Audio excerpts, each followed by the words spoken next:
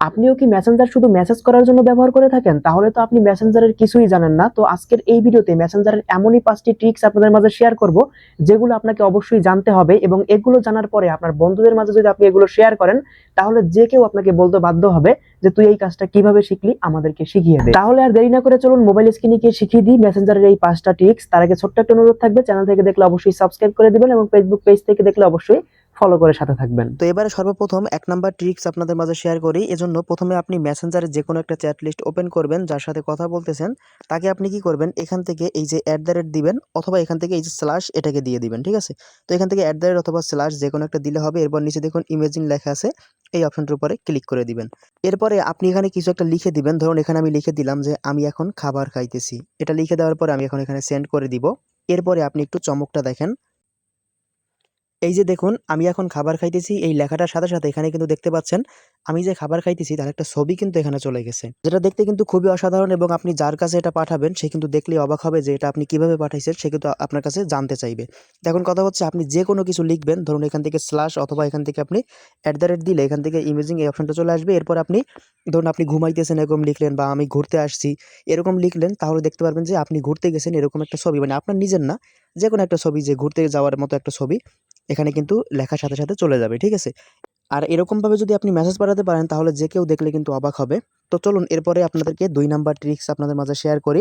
এজন্য আপনি যে কাজটা করবেন, এখান থেকে সেম একইভাবে আপনি এখান থেকে অথবা স্ল্যাশ দিবেন। এরপরে দেখতে পাচ্ছেন এখানে এই যে সাইলেন্ট লেখা আসছে, আপনি এই সাইলেন্ট লেখাটার উপর একটা ক্লিক করে দিবেন।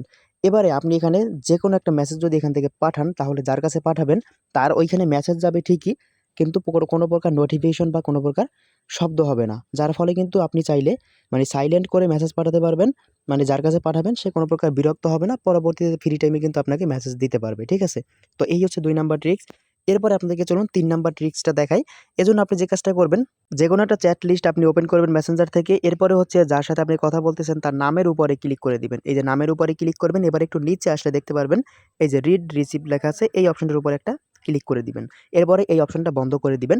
এর ফলে কি হবে, অনেক সময় আমরা চাই যে কেউ যেন আমাদেরকে মেসেজ পাঠালে আমরা মেসেজটা সেন্ড করব, কিন্তু যে মেসেজটা পাঠাইছে সে যেন বুঝতে না পারে। অনেক সময় দেখা যায় আমরা ব্যস্ত থাকি, যার ফলে মেসেজ পাঠাইলে আমরা কিন্তু অনেক সময় সাথে, সাথে রিপ্লাই দিতে না পারি। পরবর্তীতে দেখা যায় যে মেসেজ দেখব কিন্তু পরবর্তীতে রিপ্লাই দিব। যাতে যে মেসেজটা পাঠাইছে সে যাতে বুঝতে না পারে কোনোভাবে যে আমরা মেসেজটা সিন করেছি। সে বুঝতেই পারবে না যে আপনি মেসেজটা দেখে ফেলছেন। তো এই ক্ষেত্রে আপনি এই কাজটা করতে পারেন। আইডিতে এসে আপনি এখান থেকে রিড রিসিভ এই অপশনটাকে এভাবে অন থাকলে এভাবে অফ করে দিবেন। অফ করে দেওয়ার পর এখন থেকে এই আইডিতে, এই শুধুমাত্র এই আইডিটা থেকে আপনাকে যত মেসেজ দিবে আপনি সিন করলেও কখনোই সে কিন্তু বুঝতে পারবে না। এবারে চলুন ৪ নাম্বার ট্রিক্সটা আপনাদের শেখাই। এজন্য আপনি মেসেঞ্জার অ্যাপ ওপেন করবেন। উপরে সার্চ বারে ক্লিক করে এখানে আপনি আপনার নিজের যে আইডিটা, সেই আইডির নামটা এখানে সার্চ করবেন। তো এখান থেকে আমি আমার আইডির নামটা এখানে সার্চ করতেছি। এরপরে দেখুন সর্বপ্রথম কিন্তু আমার আইডির নামটা চলে আসছে। মানে যে মেসেঞ্জার আপনি ব্যবহার করেন ওই মেসেঞ্জারের যে নামটা, মানে ওই মেসেঞ্জারের নামটাই আপনি খুঁজে বের করবেন। এরপরে দেখুন এটা কিন্তু আমারই আইডি, এবং দেখতে পাচ্ছেন এখানে কিন্তু আমি কিন্তু আমার আইডিতে এখানে কিন্তু বিভিন্ন ইনফরমেশন শেয়ার করে রাখছি। আপনি কিন্তু চাইলে এখানে আপনার যেকোনো পার্সোনাল ইনফরমেশন আপনি কিন্তু আপনার নিজের আইডিতে শেয়ার করে রাখতে পারবেন। অনেক সময় দেখা যায় আমাদের বিভিন্ন ইনফরমেশন কিন্তু যেকোনো জায়গায় রাখার প্রয়োজন হয়। তো এক্ষেত্রে আপনি অন্য কারো আইডিতে না পাঠিয়ে আপনার নিজের আইডিতে কিন্তু আপনি পাঠিয়ে রাখতে পারবেন। যার ফলে কিন্তু দেখা যাবে যে বিষয়টা কেউ দেখতেও পারবে না। একদম সেফভাবে আপনি কিন্তু আপনার নিজের আইডিতেই নিজে পাঠিয়ে রেখে দিতে পারবেন। তো এরপরে হচ্ছে আরেকটা বিষয় দেখাই, একদম সর্বশেষ ৫ নাম্বার যে ট্রিক্স, সেটা হচ্ছে কি আপনি এখান থেকে এসে এই যে এখান থেকে মেসেঞ্জারের চ্যাট লিস্টে আসবেন। আসার পর এখান থেকে অথবা স্ল্যাশ দিবেন। এরপর উপর দেখুন মেটা এআই লেখা আছে। এখানে ক্লিক করে আপনি যদি এখন এখানে হাই লিখেন, তাহলে দেখতে পারবেন এই যে মেটা এআই ও কিন্তু আপনাকে উত্তর দিবে। তো এরপরে দেখুন এই যে এখান থেকে আমি যদি আবার এখান থেকে দিয়ে মেটা এআই সিলেক্ট করি, এই যে দেখুন মেটা এআই সিলেক্ট করলাম। এরপর যদি এখানে লিখি যে তুমি কেমন আছো, এই যে দেখুন তুমি কেমন আছো এটা লিখে আমি এখানে সেন্ড করে দিলাম।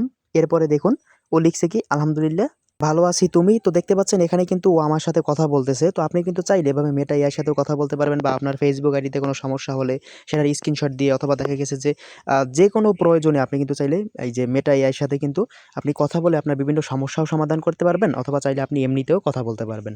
তো এই ছিল আজকে মেসেঞ্জারের ৫টা ট্রিক্স। যদি ভালো লাগে অবশ্যই চ্যানেলটিকে সাবস্ক্রাইব করবেন, এবং পেজ থেকে দেখলে অবশ্যই ফলো করে সাথে থাকবেন।